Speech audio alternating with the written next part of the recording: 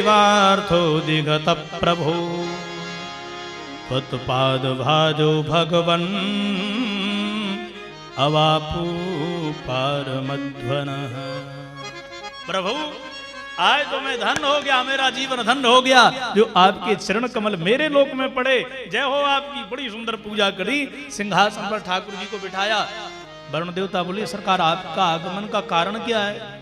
भगवान बोले अच्छा हमारे पिताजी के लिए तुमने जेल खाने में बंद कर दी नो और हमसे पूछ रहे हो कि आने का कारण क्या है? तब तो वरुण देवता ने बाबा नंद को खोला, सिंहासन पर बिठाया और चरणों में बाबा नंद के लोटक पीटक खाने लगा। अब नंद बाबा ने देखा ये कहा है,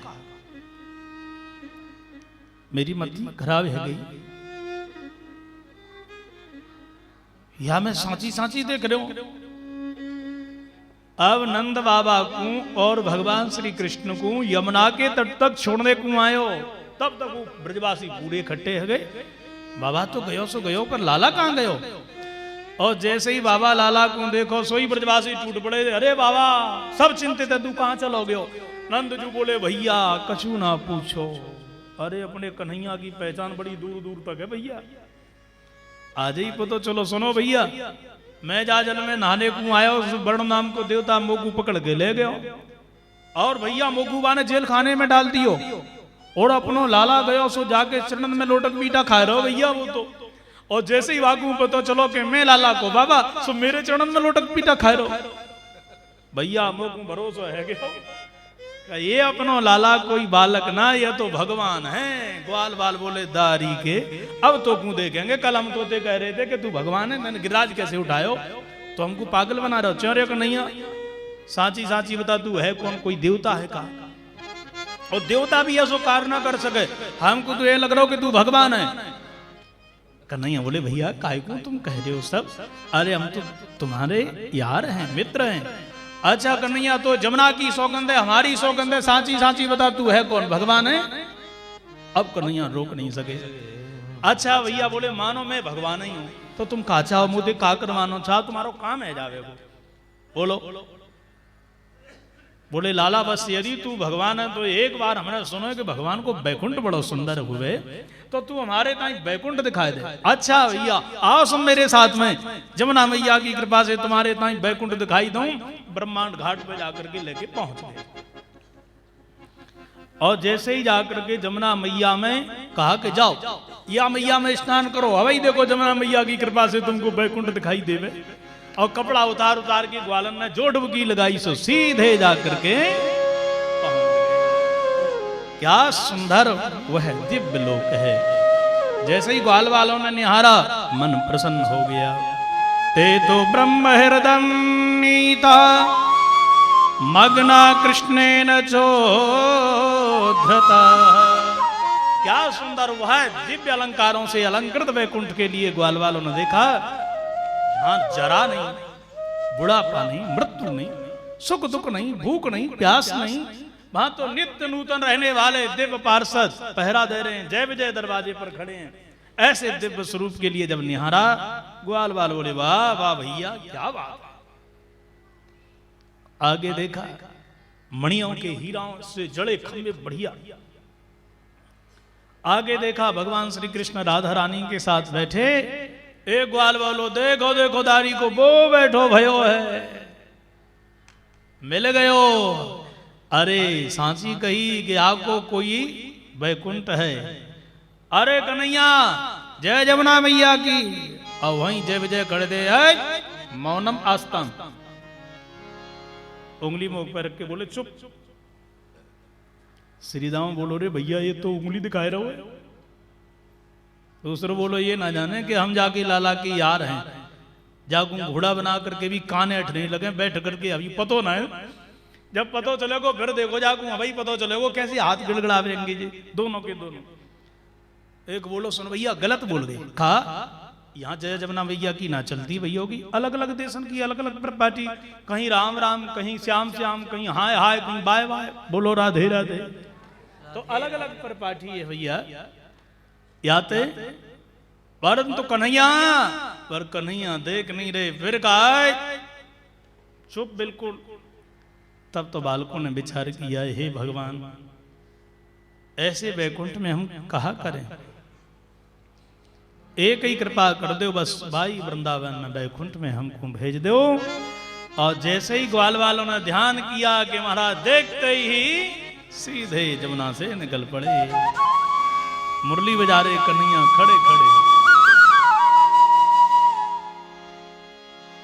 रवंग ललित कहो भैया जय जमुना मैया की।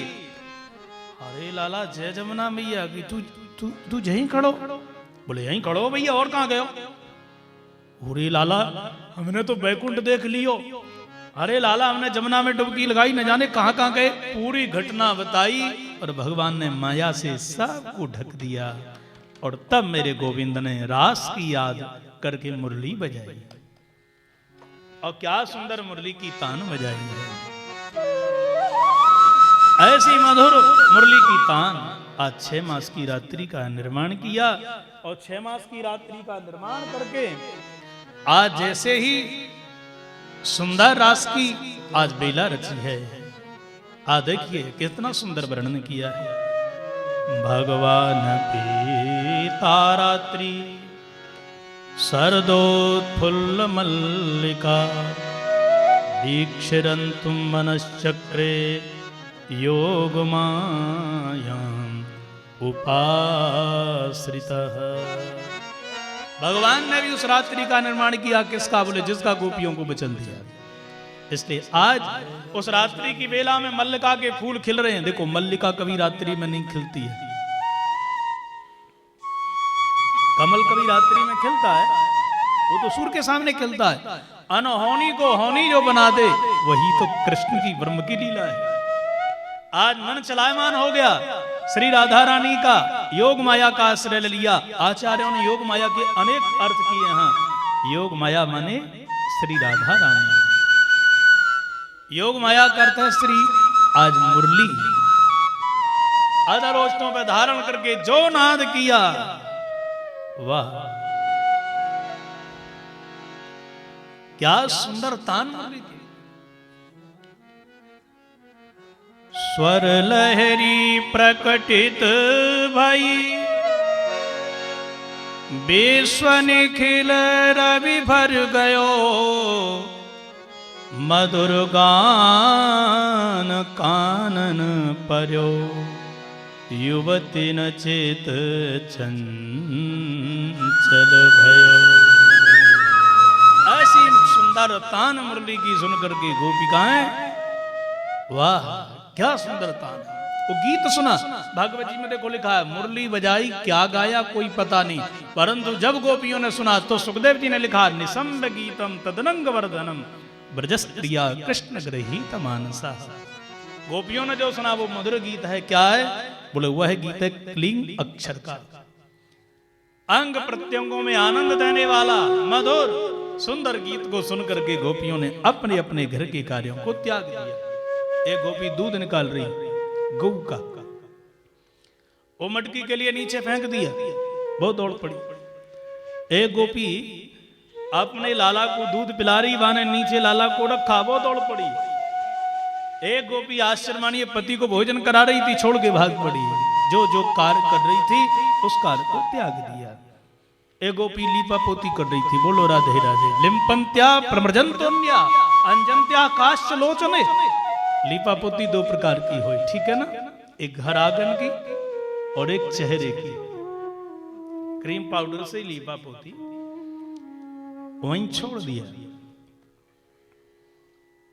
इसलिए एक आंख में काजल लगाया, एक में नहीं लगाया। देखो कृष्ण का प्रेम, गोपियों का कृष्ण के प्रति जो प्रेम है वो कितना अद्भुत है।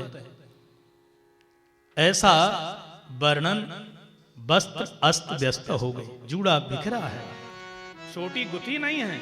सर्वस्व कार को छोड़ करके, श्रृंगार को छोड़ करके लाला के दर्शन के लिए गोपी चली। बड़े ध्यान से सुनना आप लोग, देखिए एक गोपी बढ़िया श्रृंगार कर रही है, शीशा के सामने 1 घंटे सज धज करके श्रृंगार करके चली। पति बोला कहां जा रही है? बोले लाला के दर्शन करने के ताई। रात्रि की बेला में बिल्कुल नहीं जावे। पर आज तो जाने दीजिएगा, पर मैं नहीं जाने दूंगा। देखता हूं कैसे जाएगी, इसलिए आज गोपी के लिए घर के अंदर बंद किया, ताला जड़ दिया और हाथ में लाठी लेकर के बाहर बैठ गया। परीक्षित बोला आप तो नहीं जा सके सरकार। बोले सबसे पहले यही गोपी जाकर के मिली भगवान से। कैसे? बोले उस गोपी ने अपनी आसन लगाई, योगाग्नि में अपने प्राणों को त्याग दिया, सबसे पहले कन्हैया से मिली। और सब गोपी जा रही हैं ससरी। अब ध्यान दो, आप देखो, एक गोपी तो भगवान से मिली, पर कब मिली? मरने के बाद, ठीक है ना। और ये सब जाकर के मिल रही है ससरी। क्यों? बोले भगवान को पाने के लिए तन को नहीं मन को सजाना पड़ता है। इन गोपियों ने आत्मा का श्रृंगार किया है, शरीर को नहीं सजाया है। इसलिए व्यत्यस्तो वस्त्राभरणा काश्चित कृष्णांत कमी अयुः। जिन गोपियों का श्रृंगार बिखर गया है, श्रृंगार अस्त व्यस्त हो गया है, ऐसी गोपिकाओं ने गोविंद को जीते जी पा लिया। पर श्रृंगार करते हो बहुत बढ़िया, शरीर को सजाते हो, पर भगवान से प्रेम करते हो, मिल तो जाएंगे पर कब मिलेंगे? मरने के बाद। जीते जी नहीं मिलेंगे। यदि आप लोग कहीं जीते जी पाना चाहते हो तो आत्मा को सजाओ, मन को सजाओ, मनमोहन, जीते जी मिल जाएंगे। बोलो जय श्री कृष्ण। जय श्री कृष्ण। गोपियां पहुंच गई। भगवान ने कहा आइए आइए आइए, स्वागत है आपका, कहिए क्या प्रिय कार्य करूं आपका। स्वागतम वो महाभाग प्रियं किंकरवाणि वा ब्रजस्यानामयं कश्चिद ब्रूता गमन कारणम।